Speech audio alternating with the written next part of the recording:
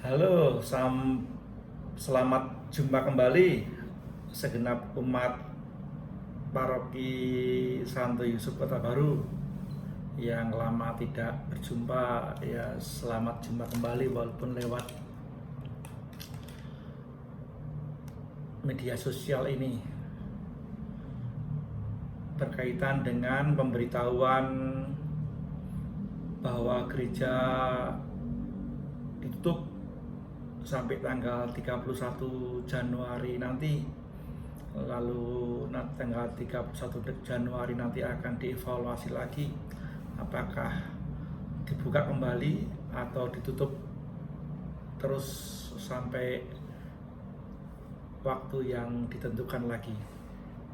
Kemarin kita mendapatkan bahwa Bapak Uskup memberikan sebuah himbauan pemberitahuan kepada kita semua dalam sebuah surat yang bunyinya begini: kepada yang terhormat segenap imam, biarawan, biarawati, dan segenap umat Katolik se-Keuskupan Banjarmasin, mempertimbangkan situasi dan kondisi terkait dengan COVID-19 yang masih tetap merebak di mana-mana dan memperhatikan kebijakan pemerintah pusat untuk melockdown beberapa kawasan di Jawa dan Bali, serta semakin tingginya kasus positif COVID-19 di Kalimantan Selatan, maka setelah membicarakan bersama Bapak Uskup dan mendengarkan saran dari Delegatus Kesehatan Keuskupan Banjarmasin, dengan ini diumumkan: 1. Misa mingguan dan misa harian yang dilaksanakan secara offline di semua paroki ditiadakan. 2. Misa mingguan dan misa harian dilaksanakan secara online dalam bentuk live streaming. Berkaitan dengan misa online atau live streaming, misa online ditangani oleh Komisi Liturgi dalam bekerja sama dengan Komsos Keuskupan Banjarmasin di Wisma Ventimiglia. Petugas diatur oleh Komisi Liturgi Keuskupan. Para pastor tetap wajib merayakan Ekaristi dan ibadat di komunitas masing-masing untuk mendoakan umat dan masyarakat tanpa dihadiri umat. Pelayanan pengurapan orang sakit tetap tidak dapat diberikan berdasarkan kondisi kesehatan pasien, ketentuan dari rumah sakit dan dinas kesehatan. Pelayanan pemberkatan jenazah dapat dilakukan secara sederhana atau tidak dapat dilakukan berdasarkan kondisi jenazah, ketentuan dari rumah sakit, dinas kesehatan, dan rumah duka. Pelayanan sakramen perkawinan yang sudah terjadwal dilaksanakan dengan pembatasan maksimal 30 orang yang hadir dan mematuhi protokol kesehatan dengan ketat. Tata cara pengumpulan dana atau kolekte persembahan selama masa darurat COVID-19 mengikuti apa yang sudah disampaikan oleh Ekonom Keuskupan Banjarmasin. Efektif pelaksanaannya, misa harian mulai hari Senin tanggal 11 Januari 2021 itu tidak ada lagi misa harian yang dihadiri oleh umat. Misa mingguan mulai tanggal 16 dan 17 Januari 2021. Misa mingguan tanggal 9 dan tanggal 10 Januari 2021 bersifat opsional mengikuti kebijakan masing-masing paroki, DPP dan Satgas COVID-19 paroki. Pemberitahuan ini berlaku sampai tanggal 31 2021 dan sesudahnya akan ditinjau kembali.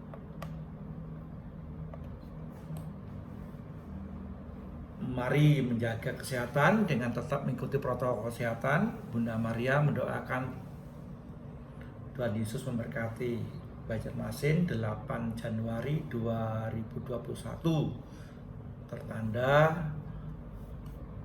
Romo Kusmas Betukan MSF Vikjen Kuspan Banjarmasin.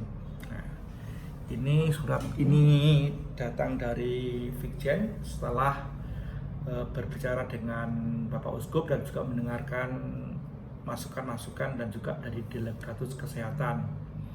Surat pemberitahuan ini bukan untuk didiskusikan, tapi untuk dijalankan. Ya, sekali lagi, surat pemberitahuan ini untuk dijalankan, bukan menjadi bahan diskusi. Umat sekalian, mengingat pandemi juga memengaruhi pergerakan perekonomian kita bersama, termasuk sebenarnya saya mau ngomong malu sebenarnya kalau saya bicara soal kolektor, nanti ada yang bilang Romo ini bisa tidak minta kolektor. Sebenarnya di sini ada sebuah hal yang bisa kita jadikan jalan masuk untuk berkatekesi tentang persembahan. Ada orang atau mungkin di antara kita mungkin berpikir bahwa kolektor itu adalah iuran, kolektor itu adalah upeti, kolektor itu adalah sarana untuk mendapatkan rahmat Tuhan.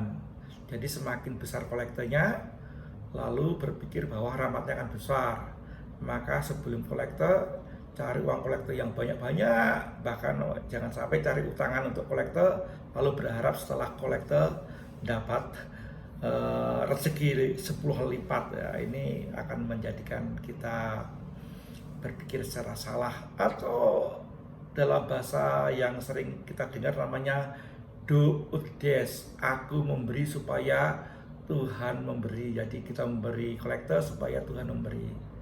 Nah, kita mesti meluruskan, kolektor yang ada itu namanya persembahan, itu adalah bagian dari kita di mana kita mengambil partisipasi dalam karya di paroki.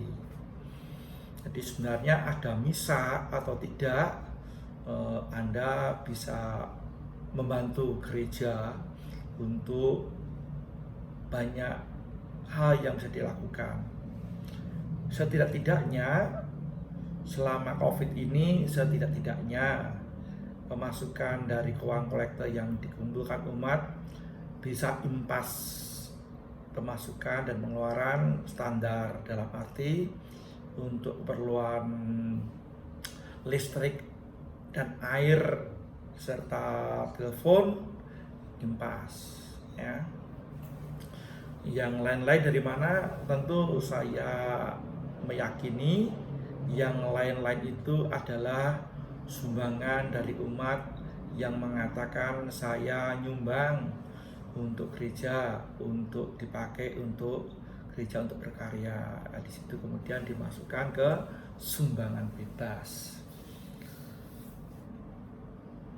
Sekali lagi, saya sebenarnya malu untuk bicara soal uang, tetapi mau tidak mau saya mesti terus terang kepada umat di paroki Santo Yusuf Kota Baru bahwa uang Anda yang Anda kumpulkan, entah lewat kolektor, entah yang Anda kirim langsung lewat rekening, itu bukan atas nama saya, semuanya atas nama gereja.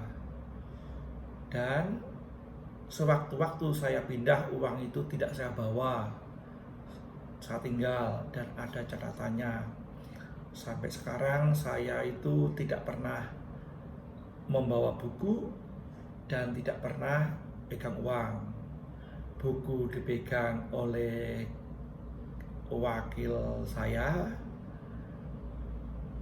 uang dipegang oleh bank, tapi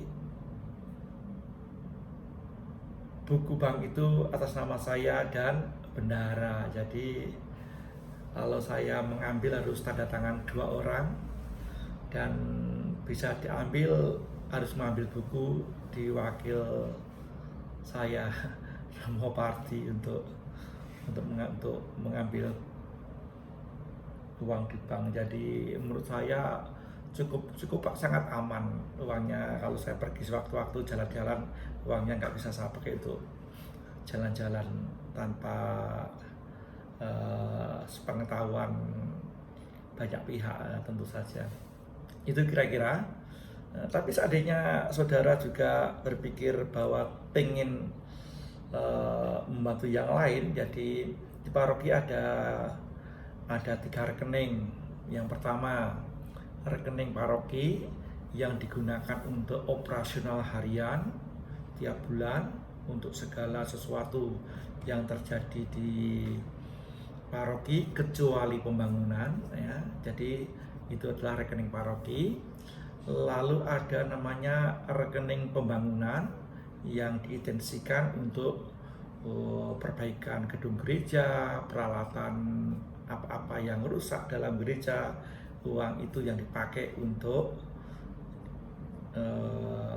memperbaiki, misalnya sound system rusak, kursi rusak, hal-hal yang lain, itu dipakai, namanya pakai uang pembangunan. Walaupun tidak ada pembangunan gereja, tetapi termasuk itu uang untuk perawatan, ya, perawatan gedung gereja dan lain-lainnya.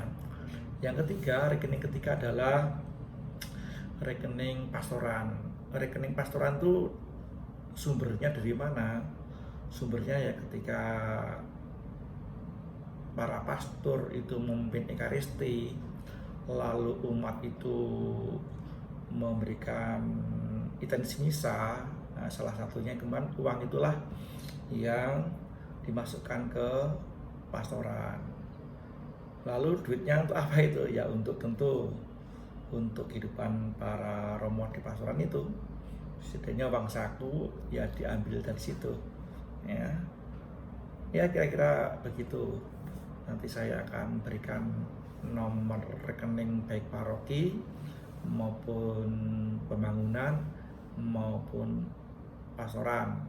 Anda boleh mau menyumbang semuanya, 1 boleh, 2 boleh, tidak pun juga tidak apa-apa. Doa Anda sangat berguna, dan ketika kami mendapati Anda dalam keadaan sehat walafiat, itu pun sudah jadi berkah bagi kita semua, ya. Mudah-mudahan COVID ini cepat berlalu, kita sehat semua, dan kita beraktivitas sebagaimana mestinya, dan kita berjuang, ya. Mari kita berjuang di dalam masa pandemi ini. Walaupun kita tidak bisa bertemu secara offline, saya mengajak kepada seluruh umat, ayo cari waktu 1-2 jam setidak-tidaknya setiap minggu untuk misa hari Minggu secara live streaming. Kalau ada yang masih mempunyai waktu, dan juga saya pasti yakin saudara punya waktu, tinggal kemauan saja apakah saudara juga mau mengikuti misa harian, ya. Mudah-mudahan sekali lagi doa-doa kita semua menjadi kekuatan kita untuk menghadapi COVID-19. Jangan lupa protokol kesehatan, pakai masker, jaga kebersihan, ya, jaga jarak, ya, jangan sembrono, ya, dan jangan lupa tetap bahagia, gembira, dan cukup nutrisi, ya. Ditambah dengan kekuatan doa yang kita lantunkan, mudah-mudahan menjadi berkat untuk kita semua. Salam.